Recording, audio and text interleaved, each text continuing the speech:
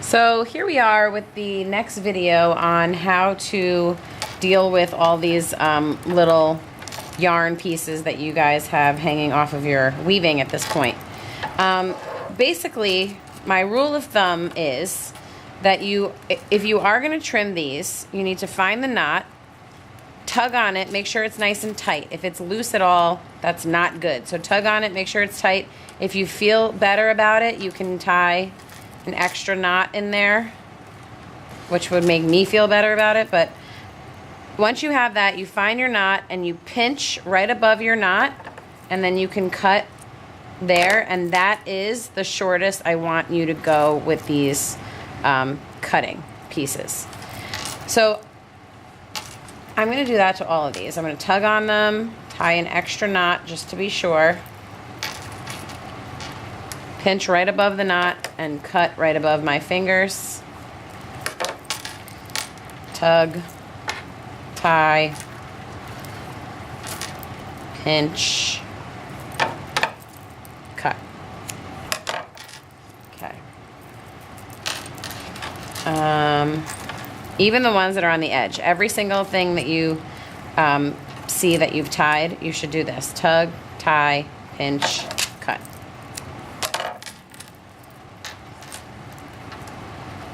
Tug, tie, pinch, cut. You get the idea, right?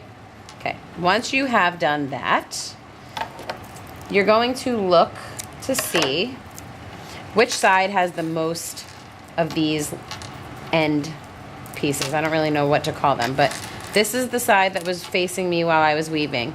When I cut it off the loom, it was like this. And if I flip it, look at how nice and neat that is. So this is actually going to become the front of mine.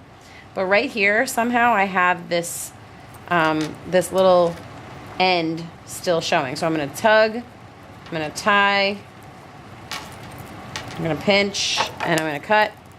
Anything that's sticking through to the front, which this is now the front because this has all these little ones in the back, you can actually separate your weaving a little bit and try to just push those little tails, we'll call them, to the other side. So I need to find the red one. Just push it, pull it through the other side, and then you can bring your weaving back together. These, however, are a little trickier. See how they're on the edges?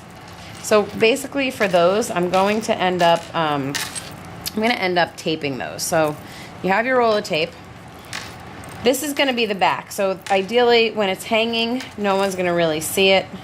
And so for right now, just to keep them secure, you're just going to need to rip little bits of tape, take your little tails, pull them towards the side that you want them on, and tape them down. And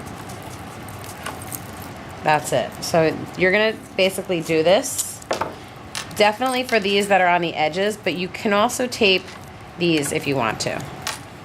I'm not going to because I don't feel like I need to. I triple knotted them, so I think that they should be fine.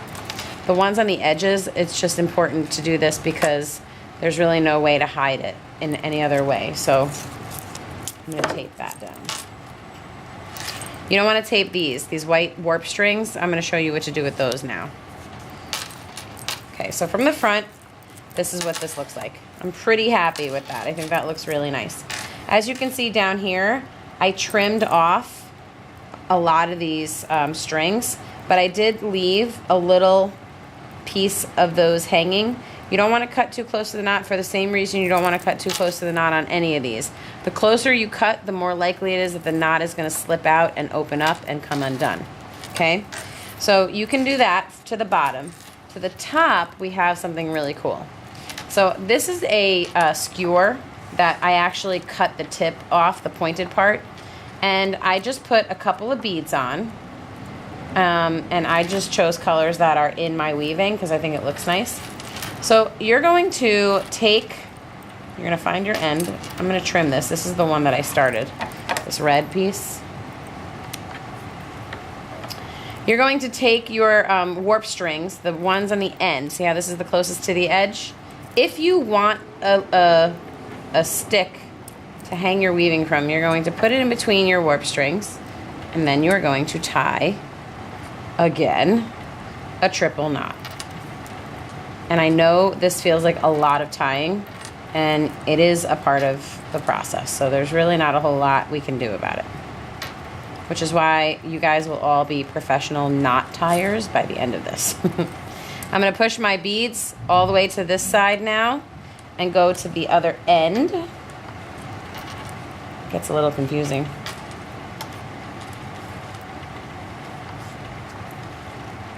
I'm tightening that knot because I saw that it was loosening up a little. I'm gonna put this stick between those two pieces, and then I'm going to tie a triple knot again.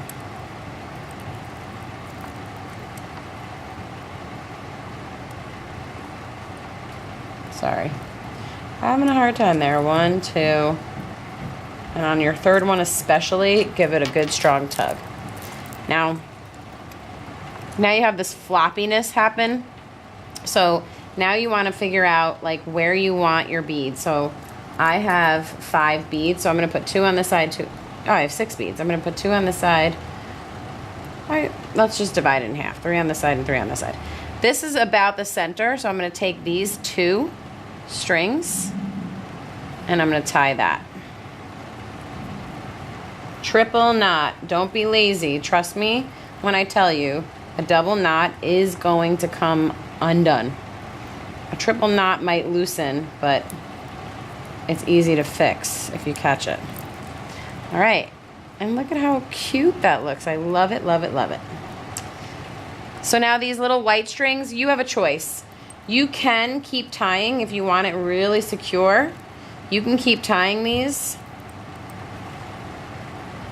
around on this stick over here, or you could choose not to and you can just trim them short. But like I said earlier, anything that you trim, you don't want to trim too close to your knot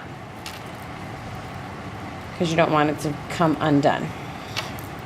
All right, so basically if I'm going to trim this, I'm going to pinch above the knot, cut above my fingers, and that's the length you want to leave it.